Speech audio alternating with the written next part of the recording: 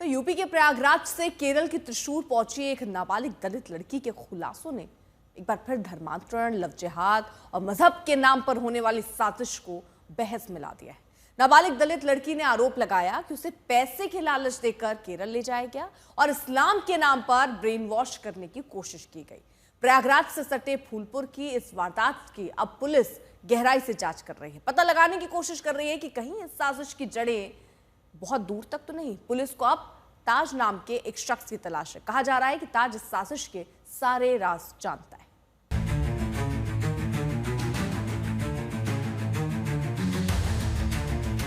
और मैं कोटेदार की बेटी के शादी में गए थे 8 तारीख को।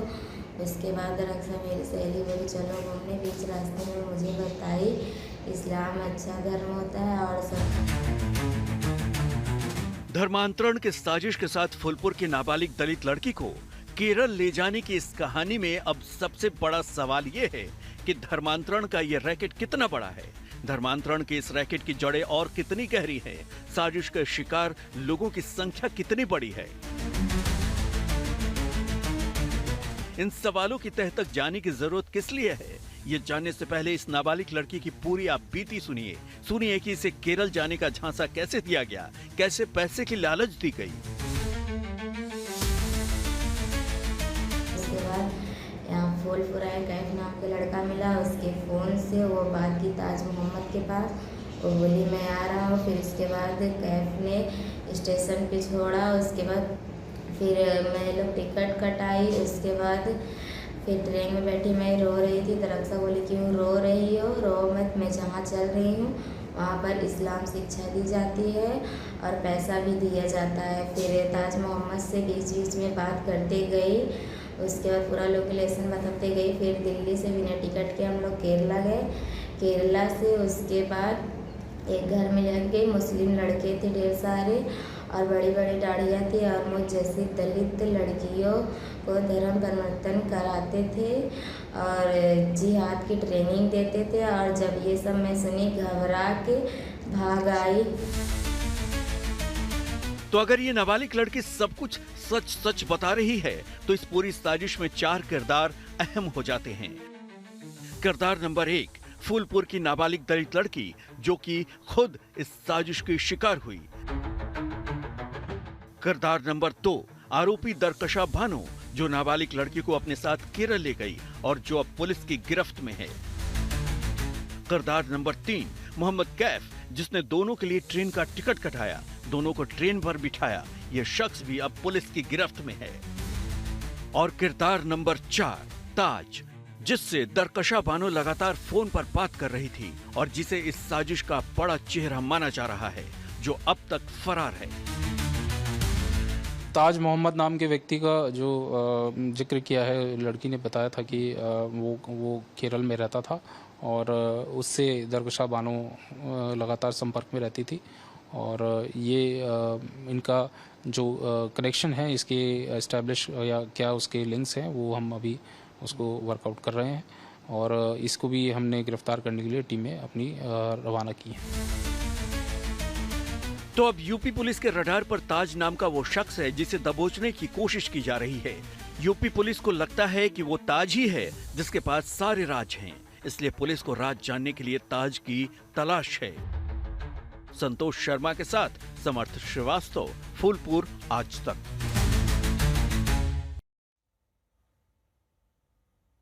वहीं आरोपी दरकशा का दोस्त ताज मोहम्मद प्रयागराज पुलिस की रडार पर है। पुलिस सूत्रों के मुताबिक दरकशा के मोबाइल फोन की जांच पड़ताल में पता चला कि उसने प्रयागराज केरल पहुंचने तक कई बार ताज से बातचीत की। ताज मोहम्मद मूल रूप से फूलपुर का रहने वाला है, लेकिन कई सालों से केरल में है। सूत्रों के मुताबिक फिलहाल ताज प्रयागराज में है और उसे पकड़ने के लिए पुलिस की टीम लगी हुई है। सूत्रों के मुताबिक ये रैकेट गरीब और दलित लड़कियों को टारगेट बनाता था। पहले पैसे का प्रलोभन देकर धर्म परिवर्तन, उसके बाद आतंकी गतिविधियों में शामिल होने का दबाव बनाता था। यूपी पुलिस ने उसके बारे में केरल पुलिस से जानकारी साझा की है। प्रयागराज के फूलपुर का पहले भी आतंकी गतिविधियों से नाम जुड़ चुका है। वाराणसी में 2006 में सीरियल ब्लास्ट करने वाला वली उल्लाह भी फूलपुर का ही था।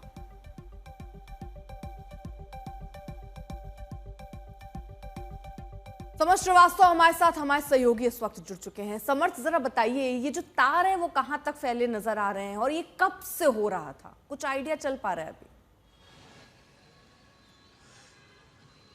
अर्पिता, देखिए ये एक ऐसी घटना है जो अब संज्ञान में आई है, जो अब सामने आई है। ना जाने कब से ये नेक्सस चल रहा है और कितनी लड़कियां इसकी जद में आई होंगी। और अगर आप परिवार के बयान पर गौर डालें तो जो लड़की ने वहां बताया अपने घर पे, कहा कि जब मैं केरला पहुंची तो वहां एक जगह मुझे ले जाया गया जहां पर कुछ अजीब से लोग वहां मौजूद रहे, वहां पर भी कुछ कम उम्र की लड़कियां दिखाई पड़ी। तो इसका मतलब है कि कुछ ना कुछ कनेक्शन इस बात का है। और जिस तरह से मोहम्मद कैफ और बानो की गिरफ्तारी हुई है, केवल केस वहीं खत्म नहीं होता है। ताज मोहम्मद इस पूरे केस की ऐसी कड़ी है जो शायद इस पूरे नेक्सस को खोल सकता है। सबसे बड़ा सवाल तो यही है कि धर्मांतरण तो चलिए ये हो रहा है पूरे बड़े लेवल पर, लेकिन जिस तरह से आतंकी संगठनों की इसमें बात सामने आ रही है कि जिस तरह से उस लड़की को आतंकी गतिविधियों में धकेलने का प्रयास था, वो कितना खतरनाक और कितना बड़ा नेक्सस है। प्रयागराज पुलिस ने अभी इस बात को रूल आउट नहीं किया है और उसकी जांच इस लहजे पर भी चल रही है कि आतंकी कनेक्शन क्या है। सोशल मीडिया हैंडल्स की अगर आप बात करें तो मोहम्मद कैफ, ताज मोहम्मद और बानो के तीनों के चेक किए गए हैं, जहां कई ऐसे पोस्ट मिले हैं जो कहीं ना कहीं देश विरोधी गतिविधियों को दिखाते हैं। जो एक बात तो साफ है कि केवल ट्रेनिंग जिहादी बनने की ही नहीं थी, केवल धर्म परिवर्तन की ही कहानी नहीं थी, और भी कुछ बड़ा था जो प्लान हो रहा था। सबसे अहम कड़ी इस पूरे केस की ताज मोहम्मद है, फिलहाल फरार है और सूत्रों के मुताबिक जो जानकारी मिली है वो इस वक्त प्रयागराज में ही है। उसकी धरपकड़ के लिए पुलिस की 3 टीमें लगातार गश्त दे रही हैं, ढूंढने का प्रयास कर रही हैं और उम्मीद कर रही हैं, क्योंकि जब उसकी अरेस्टिंग होगी उसके बाद ये पता चल पाएगा कि आखिर ये नेक्सस कब तक, कितना लंबा और कब से फैला हुआ है और कितनी लड़कियां अब तक इस जद में आ चुकी हैं। और जो मोडस ऑपरेंडी समझ में आ रहा है वो यही है कि गरीब और पिछड़े परिवारों की दलित। ठीक है, लौटेंगे आपके पास, बने रहिए। इस बीच यूपी और केरल पुलिस दोनों के लिए एक बड़ी खबर और बड़ी चिंता की बात यह है कि कहीं इस्लाम के नाम पर बेला फुसला कर ले जाने वालों का इस्तेमाल आतंकी साजिश में तो नहीं किया जा रहा, क्योंकि नाबालिग लड़कियों ने पुलिस को जो कुछ भी बयान दिया है उससे यही साजिश की ओर संकेत मिलते हैं।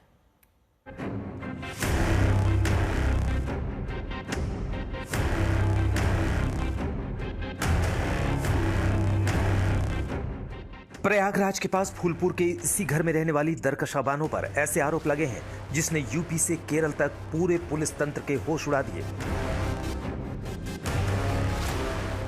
आरोप है कि यूपी से दलित लड़की को पैसे का लालच देकर केरल ले जाया गया। यूपी से दलित लड़की को केरल ले जाकर धर्मांतरण कराने के लिए ब्रेन वॉश किया गया। दावा है कि यूपी से गई नाबालिग लड़की को केरल में जिहाद की ट्रेनिंग तक दी जानी थी।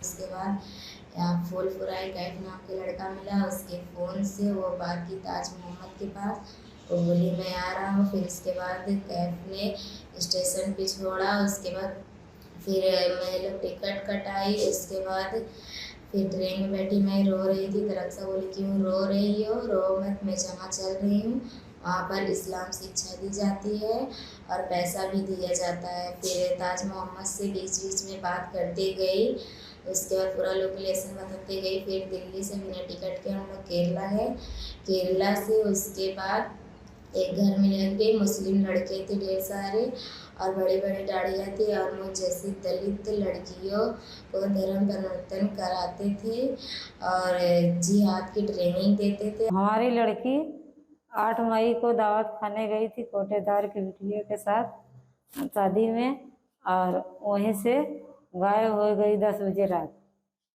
हम हेर रहे थे कहाँ गई, और दरस्ता के साथ फूलपुर पैदल आई थी और उसके बाद वहीं से गायब हो गई।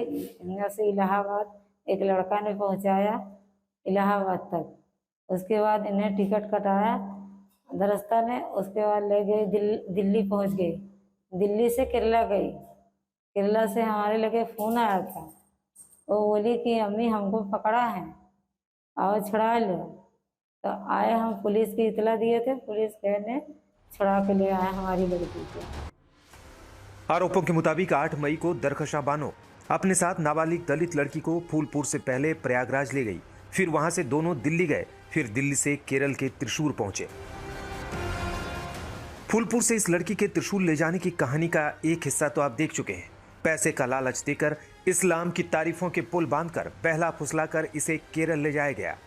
लेकिन जब ये त्रिशूर पहुंची तो इसकी मुलाकात एक कमरे में बड़ी दाढ़ी वाले लोगों से हुई जो आतंक और जिहाद की बातें कर रहे थे, जिनसे बचकर वो भागी और किसी तरह पुलिस की मदद से वापस प्रयागराज पहुंच गई। केरल में दरकशा बानो द्वारा उसको वहाँ कुछ संदिग्ध लोगों से मिलवाया गया, जिन्होंने उसको पहले पैसों का प्रलोभन दिया, बाद में जबरन धर्म परिवर्तन करवाया और वहां रुककर जिहाद के लिए सिखलाई का दबाव बनाया। दरकशा बानो के जो गैंग है उसके सदस्यों और उसके क्रियाकलापों की जानकारी प्राप्त करने हेतु 3 टीमों का गठन किया गया है, जो इसमें गहनता से जांच करेंगे। अब सवाल है कि नाबालिग दलित लड़की की तरह और भी लोगों को यूपी से केरल ले जाया गया है। सवाल है कि नाबालिग दलित लड़की को त्रिशूल से क्या आगे भी लेकर जाना था। मुकदमे में वांछित शेष अभियुक्तों की गिरफ्तारियों के लिए टीम का गठन किया गया है। मौके पे शांति व्यवस्था कायम है। पुलिस को मिली अब तक की जानकारी एक संगठित गिरोह की साजिश की तरफ इशारा कर रही है, लेकिन सच क्या है ये दरकशा, कैफ और ताज जैसा आरोपी ही बता सकता है। फिलहाल तो दरकशा के परिवार ने जुबान बंद रखी है। आज तक संवाददाता समर श्रीवास्तव ने दरकशा की मां से बात करने की कोशिश की, लेकिन वो घर के अंदर बंद रही। मुझे इतना बता दीजिए कि कैसे हुआ है ये सब चीजें? मतलब ये पहले से होता है इस तरह की चीजें?